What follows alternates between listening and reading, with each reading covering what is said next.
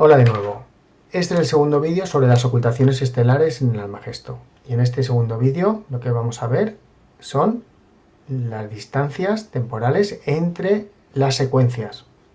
Hay una secuencia en el siglo III a.C., que es la datación tradicional de las ocultaciones que nos menciona Ptolomeo. Y luego hay una réplica, entre comillas, en el siglo X y otra réplica en el siglo XV.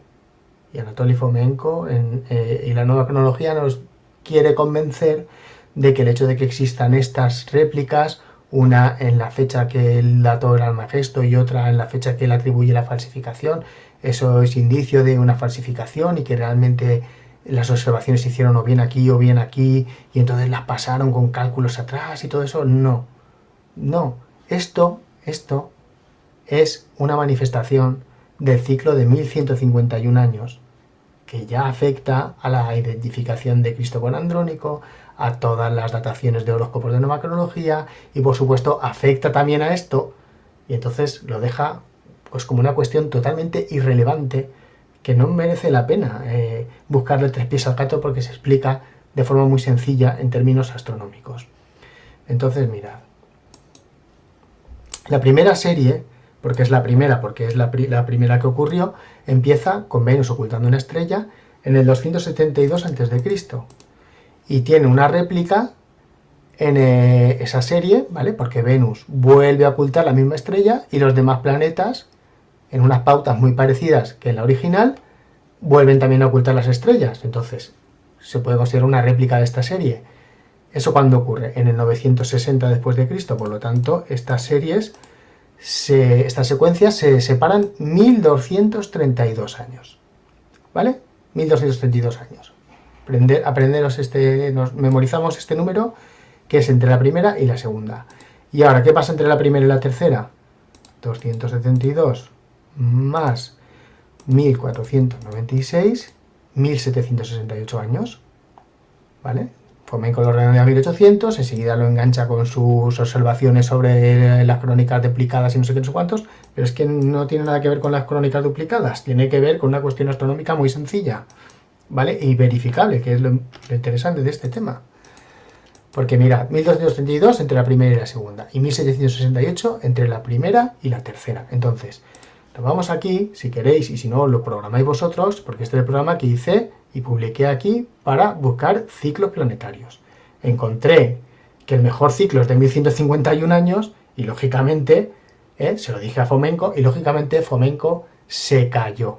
Y lleva un año callado y bueno, y lo que le dejéis va a estar callado. Porque el día que abra la boca sobre esto, a ver lo que suelta. Este programa, yo ya lo tengo aquí, bueno, quien le interese este programa se lo puede descargar aquí muy tranquilamente, aquí, download zip, se baja el zip con el programa. Este programa yo lo tengo aquí, y este programa originalmente cuenta el ciclo planetario que conforman el Sol, la Luna, Saturno, Júpiter, Marte, Venus y Mercurio, ¿vale? Y nos sale el ciclo de 1151 años. Pero ¿qué pasa aquí? Aquí tenemos solo 4 planetas involucrados, no son todos los anteriores. Entonces, estos conformarán un ciclo menor de 1151 años. Su periodicidad será menor. ¿Cuál es esa periodicidad? Pues vamos a buscarla, porque le ponemos al algoritmo que solamente nos tenga en cuenta esos planetas, Saturno, Júpiter, Marte y Venus. ¿Vale? Y eso lo cojo poniendo aquí estos parámetros, del 3 al 7 y del 3 al 7, los planetas del 3 al 7. Vale. Voy aquí al programita y le digo que me calcule el ciclo planetario de esos 4 planetas solo. Si lo hubiera puesto todos, me saldrían los 1151 años, pero le digo, calcúlame solo de esos 4, en base a una fecha de referencia. Le puse esta. Pues bien, podéis poner la que queráis. Los calcula, ¿y qué sale?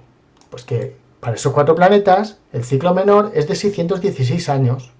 Y cuando pasen 616, estarán en las mismas longitudes eclípticas.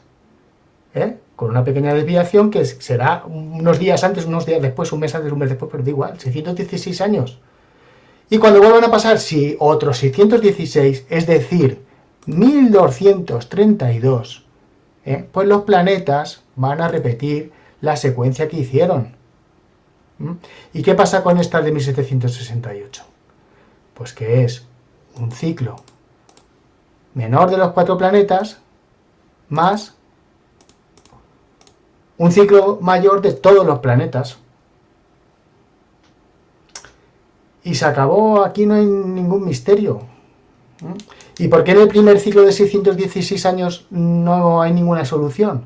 Pues porque las longitudes eclípticas se repiten, pero las latitudes eclípticas no. Y para que oculte una estrella, tiene que coincidir la latitud eclíptica también, no solo la longitud.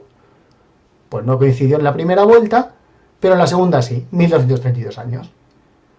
Y después de la primera vuelta de 616, un ciclo mayor de 1151 años nos llevó a esta del siglo XV. Y ya no hay ningún misterio aquí que resolver, ni observar, ni nada. Es simplemente algo muy natural. Y que confirma el ciclo de 1151 años, que sabemos ya que hace que haya que volver a reconstruir desde el principio toda la nueva cronología. Con muy pocas posibilidades de que salga algo interesante. Venga, un saludo y hasta pronto.